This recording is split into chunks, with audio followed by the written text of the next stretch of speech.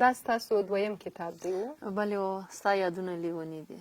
تاسو کولی شئ چې یو شعر یې موږ ته ووایاست زموږ لیدونکو ته اورېدونکو ته؟ په د کلمه کې خو زه ډېره تکړه نه یم. تاسې نسئ کولی چې ووایاست که غواړئ زه یې درته ووایم. تاسو یې که په خپل خوږ غږ موږ ته د کلمه کې ډېر خوند به وکړي.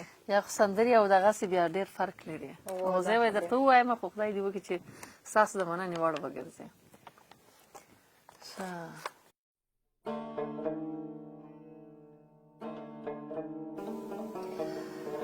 راشه واوره اشنا زما د زړګي کوکې، راشه واوره اشنا زما د زړګي کوکې، خښې شوي پکې ستا د بڼو څوکې، ترېنه څاڅي د سرو وینو بارانونه، ترېنه څاڅي د سرو وینو بارانونه، ټول ګوګل مې شو د سرو وینو ډنډو کې، او ستړی ژوند مې ستا د مینې سوری غواړي، ستړی ژوند مې ستا د مینې سوری غواړي، را په سر کړل ستا اجرام د غم پنډو کې، او په ژوندون باندې مې سرې لمبې دي پورې، په ژوندون باندې مې سرې لمبې دي پورې، خوږ جانان مې را خبر کړې کوي چې ورپکې، او ستا غمونه پرې ګډ کړی چور تالان دی، ستا غمونو پرې ګډ کړی چور تالان دی،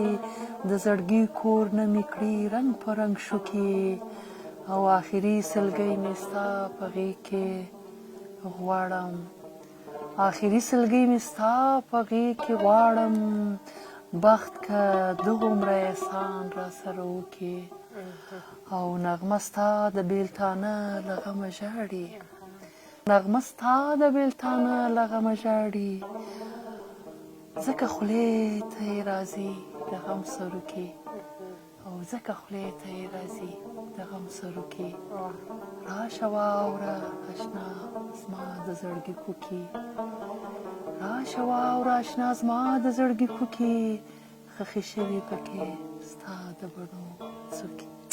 ډېر ښایسته، ډېر زیات ښایسته.